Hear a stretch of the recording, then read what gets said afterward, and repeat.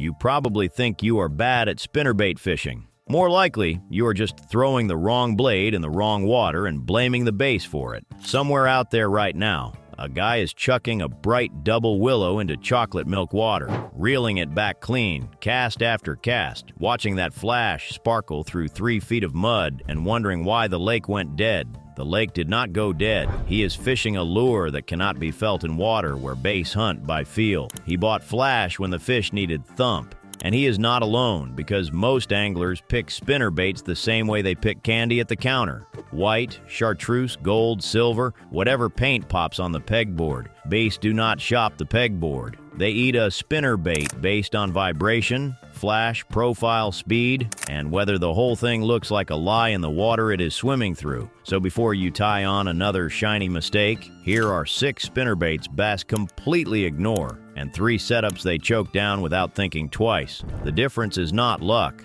It is whether the bait is telling the truth to the water it is in. Number 1, the shiny double willow in muddy water.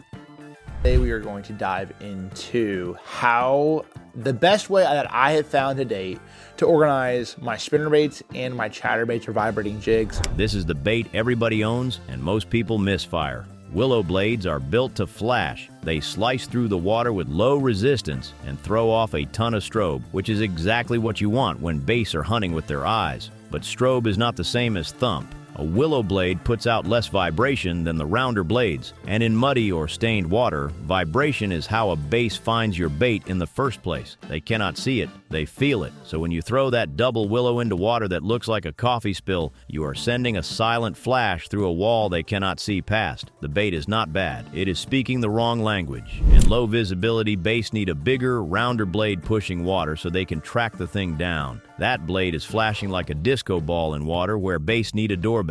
Save the willow for the clear stuff and stop wondering why the mud went quiet. Number 2, the giant double Colorado in clear, bright water. If I was to tell you that the spinnerbait holds a secret power that nobody's told you about, would you believe me? Now flip the mistake. Big Colorado blades thump like a heartbeat. They slow the whole bait down and they push a big, bulky profile through the water. In mud, that is a gift. In gin clear water under a high sun, that same thump becomes a problem. A slow, loud, oversized spinnerbait gives a clear water base all the time in the world. To swim up, study it, and decide it is fake. And in clear water, a spinnerbait profile can already be too much. There is a reason a lot of anglers reach for a bladed jig over clear grass instead. It gives them flash and vibration in a package that does not look like a warning sign. You brought a marching band to a sight-feeding bite. The fish are not impressed, they are suspicious. Big thump is not magic. In the wrong water, it is a siren telling every bass in the pond to back off. Number 3, the neon chartreuse-and-gold spinnerbait in gin clear high sun.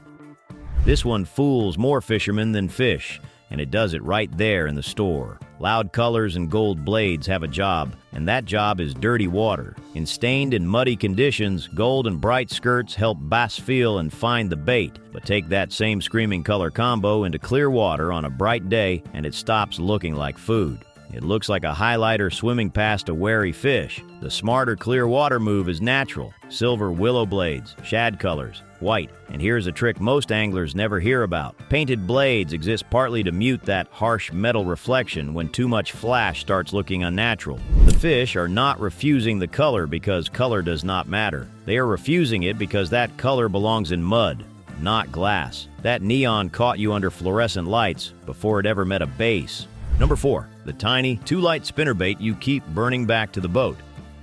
Speed feels like it should trigger reaction strikes, so anglers crank these little quarter-ounce baits as fast as they can and call it aggressive fishing. The problem is physics. A light spinnerbait does not have the weight to hold its line against the lift of fast-spinning blades, so when you burn it, it rolls. It tips over on its side, the blades catch wrong, and the whole thing comes back looking like it is having a seizure. A spinnerbait that rolls is not hunting, it is dying. If you want to burn a spinnerbait, you need a heavier head, often a more compact frame, something with the mass to track straight and stay upright at speed. Heavier baits also let you fish multiple depths and speeds without falling apart in the water. Bass do not choke a bait that is spinning sideways and out of control. They choke one that runs true. Number 5, the bargain bin spinnerbait with lazy blades and a disposable skirt. Let me be clear, because this is where people get the message backwards. Cheap is not the enemy. A $4 spinnerbait can flat out catch fish if it is built right. The enemy is dead action. Anglers who fish the cheap stuff report the same two failures over and over. The skirt rips off after a couple fish, and the blade does not actually spin. If the blade does not spin, you do not own a spinnerbait. You own a skirted paperweight. And do not assume spending more solves everything either, because even good mass-produced baits draw complaints about paint chipping, skirt bands failing, wire breaking, and blades coming loose. Spinnerbaits are wire baits, and wire fatigue is real. The point is not price. The point is performance. A premium bait like the Megabass SV3 sat at about $13 against a roughly $11 average for double-willow baits, and it earned that with construction, not just packaging. Pay for the blade that spins and the skirt that holds. Skip the one that looks the part and quits on the third fish. Number 6, the spinnerbait you keep throwing into dead calm, clear, pressured water with no wind, no cover, and no bait around.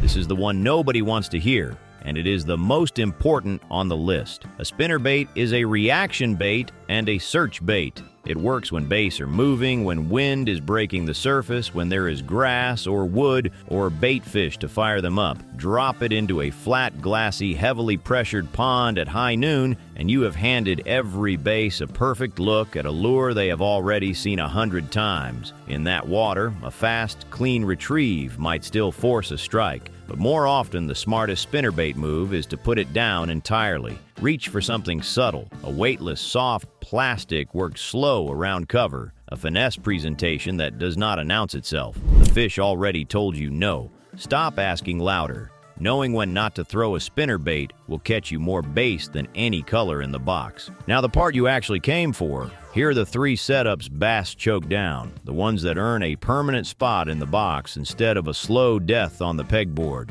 The first setup is the stained water workhorse.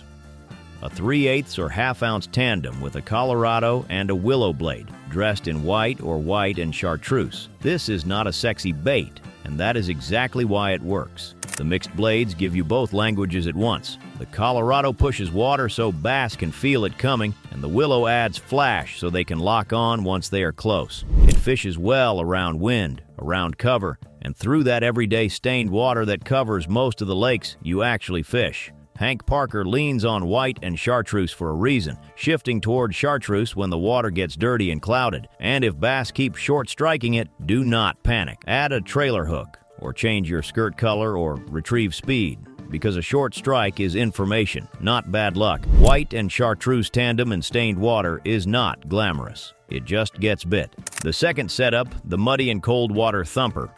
A single or double Colorado with a gold or painted blade, slow rolled right against shallow cover. When the water is cold, muddy, low light, or all 3, bass will not chase. They are not going to swim 10 feet to run down a streaking bait, so you bring it to them. Heavy vibration, a slow roll near the bottom, the blade thumping like a pulse so a sluggish bass can find it without burning energy. In mud, flash gets attention, but thump is what closes the deal. This is not a bait you burn back to the rod tip. This is a bait you let the fish find. Slow down, keep it near cover, and let that Colorado blade ring the dinner bell until something inhales it. The third setup is the Clearwater Killer. A compact double-willow in natural shad, white or silver, moving fast around wind, grass, or bait fish. In clear water, you flip everything you just learned about mud on its head. Now the bass are using their eyes, so the bait has to look real, and it cannot give them a long inspection window. Willow blades shine here because they flash like fleeing bait fish, and a faster retrieve forces a reaction before a bass can talk itself out of it. Find the wind-blown bank, the grass edge, the school of bait, and run it clean and quick. In clear water, make it look real, then do not let them stare at it. That is the whole game. So here is the truth the tackle aisle will never tell you. Bass do not ignore spinnerbaits. They ignore bad decisions with blades on them. They ignore flash sent into mud, thump dragged through glass, neon under a bright sun, light baits rolling sideways, dead blades that never spin, and search baits forced into water that wanted to be left alone. Match the blade, the color, the weight, and the speed to the water in front of you, and the same bait that got skunked yesterday starts getting choked today. The blade does not care what the package said. It either tells the truth to the water or it does not. If this saved you a wasted afternoon, subscribe to Tackle Hank, because a spinnerbait does not work because it is shiny. It works when the blade, color, weight, and speed match the water in front of you. Get that wrong, and bass ignore it. Get it right, and they choke it.